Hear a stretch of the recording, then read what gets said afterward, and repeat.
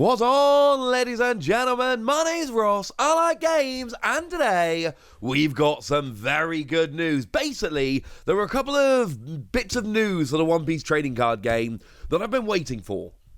And today we got both those bits of news, we got confirmation, and frankly, both of them are pretty much best case scenario. One thing that's really weird though, the first piece of news, and let's be honest, right, the question was, are we getting pre-releases for the One Piece trading card game? I tried to be a bit cheeky and get this information when I went to the opening of the One Piece store in Gateshead last week. Unfortunately, I'm in luck. It was a promotional event to celebrate the opening of a new store. They were never going to give me exclusive information that hadn't been released elsewhere. Doesn't mean I didn't try, but I was never going to get it. The thing is, we had a post put on the Facebook yesterday. Hello, One Piece Pirates. The One Piece card game is finally releasing on December the 2nd. We knew all of that. Please contact your local store for more information on available products. Well, obviously, OP01 Romance Dawn will not have a pre-release event. Pre-releases will start with OP02. And it's just kind of like casually slipped into this Facebook post, oh yeah, we're going to start pre-releases. That's like legitimately really gigantic news. That's huge news. And they just kind of slipped it in there as a nice little extra on a Facebook post. It was weird, ladies and gentlemen. But I am absolutely loving this. I am a huge, gigantic fan. I can't wait. And we knew there were going to be no pre-releases for Romance Dawn, because let's face it, Romance Dawn is coming out at the end of the week. It's like there is no more time to do a pre-release. We're out of time to do pre-releases. The time for pre-releases has gone because the set is like out in 3 days. In 3 days, I'm going to get in my car. I'm going to drive to my local game store, and it's going to be amazing. So yeah, going to be a booster box opening on Friday. I, for one, I'm pretty gosh darned excited. But we knew there was going to be no pre-release because there is no time to do pre-releases. The question was always going to be, is there going to be a pre-release for Summit Battle OP02? And the answer is yes. And look, on the one hand, no, I suppose we don't have any information about what this pre-release is going to entail. And on the other hand, yeah, we do. Because one of the things which I've been telling you guys all the way along with the One Piece trading card game is that they are clearly copying the model they laid down with a Digimon trading card game. It's obvious. Just look at what they've done. I've given like a billion examples in the video. And the fact of the matter is, at least from an outsider perspective, as far as I'm concerned, the pre-releases are working for Digimon. The pre-releases are going very, very well. I'm a huge fan of them. I just hope they carry on, honestly. That would be amazing. So what does a Digimon TCG pre-release look like? And I'll be honest with you, it is nothing like the pre-releases that we've seen for the starter decks in One Piece so far, the Super pre-release. The Super pre-release was awesome, but that was always very much a one-off. That was a pre-release for the game, rather than a pre-release for the set. So the Super pre-releases, the real kind of big thing there was you got the Super pre-release deck. And that was awesome because you had the alternate art leader and all the cards were stamped with Super pre-release and it was just awesome. That was never going to be the case. That's not how it's going to be. That was very much a Super pre-release. What do pre-releases look like? Well, let's have a look at BT4. Because I don't know, that's just the ones I found super easily. And what we see with BT4 is a Pulsemon promo that everybody gets, and a Magna Rangermon promo, which was given to the winner of the pre-release. Pre-releases in Digimon, and again, I'm assuming this is going to be the case with One Piece, they're basically set up for 8 people. So there are 8 times as many Pulsemon as there are Magna Rangermon, and yeah, every 8-person pod, there's one Magna Rangermon to give out. It's quite nice.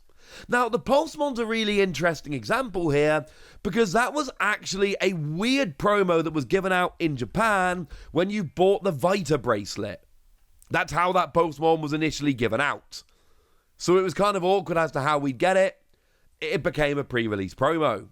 And that's what makes the most sense. So we've had a couple of magazine promos that have come out in Japan fairly recently. There was an issue of V-Jump that had a Smoker promo, and there was an issue of Psycho Jump that had a Frankie promo. These are ripe for being pre-release promos. I'm not saying they will be, but I am saying that some magazine promos in Japan have ended up being pre-release promos over here.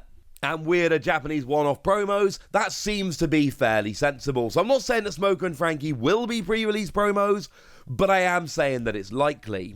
But another reason I'm showing you BT4 as an example is because Digimon have done a brilliant thing whereby the Pulsemon was a mechanically unique card that couldn't be found elsewhere, whereas the Magna Rangermon was an alternate art of an existing card, and you'll notice everybody got the Pulsemon, but the Magna Rangermon was a winner promo. So I would expect, and again, this is nothing but supposition based on what we've seen, I would expect things like the Smoker and Frankie to be the participation promo, not the prize promo. Because what we don't want to do is have prize promos that are mechanically unique. No matter how bad the card might look, you never know what's going to happen in the future. You never know if it's going to get good later on.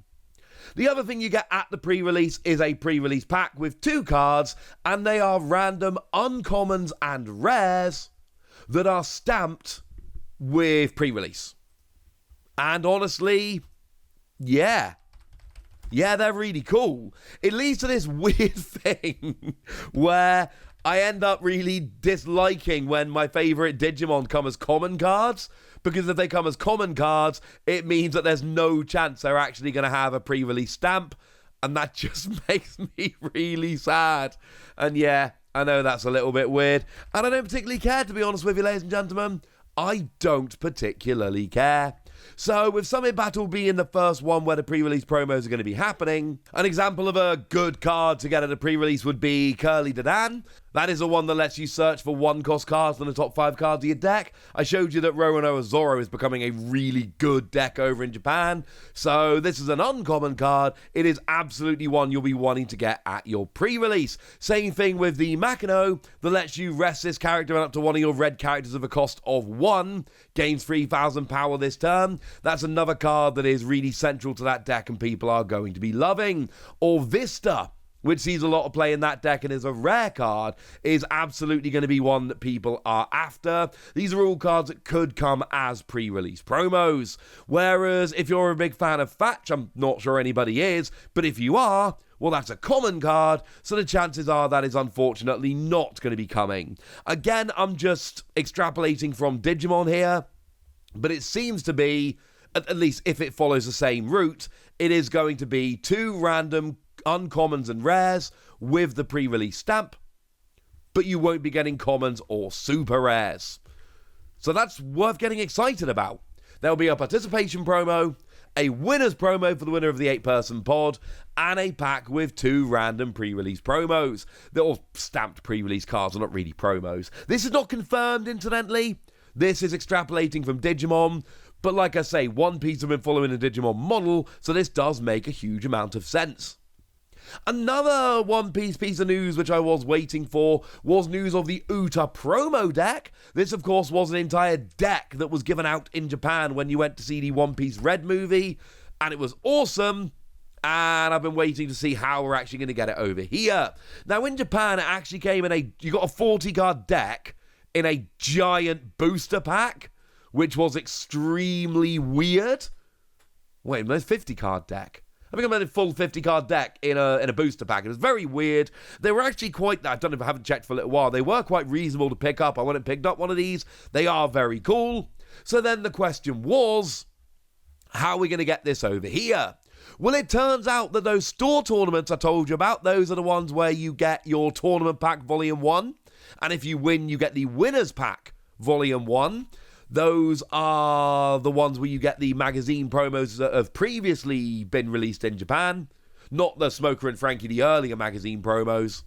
Well, it turns out that in December only, if you turn up to store tournaments, you will be getting a promotional card. And it does say very clearly on the website, exclusive for December store tournament. So although these store tournaments are going from December to February with Tournament Pack Volume 1 and Winners Pack Volume 1, it turns out that this promo set is only for December. And it seems like you get one of each of the 15 different cards, but you don't get the play sets you would if you went and bought the pack over in Japan. And my advice is try and get these. Now, if you take the Uta leader as an example, activate main once per turn, up to one of your pay one, up to one of your characters with no base effect, i.e. a vanilla character, gains 2,000 power during this turn. This has not been a leader which has been particularly good or seen a huge amount of play up to now, but you never know.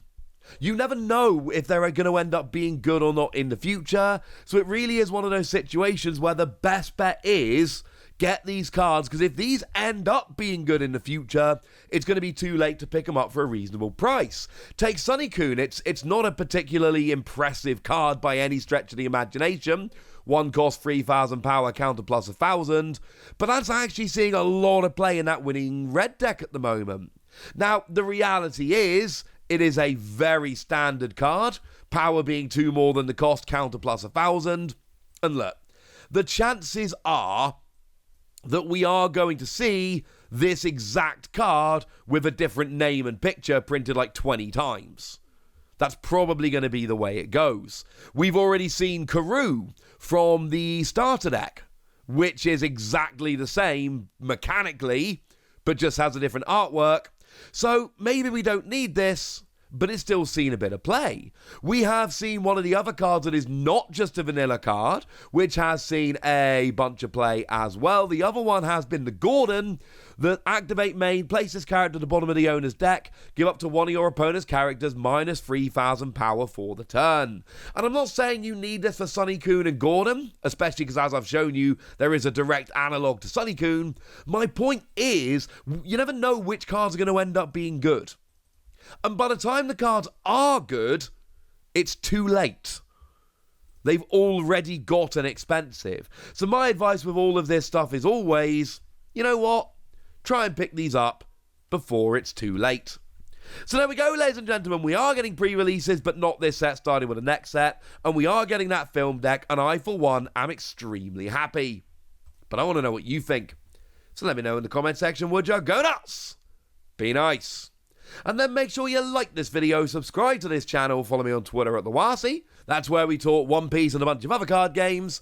And please do consider checking out patreon.com/PTCG Radio, where you can support the channel, join a Discord and chat with us, get bonus pod to answer all your questions, all kinds of fun things.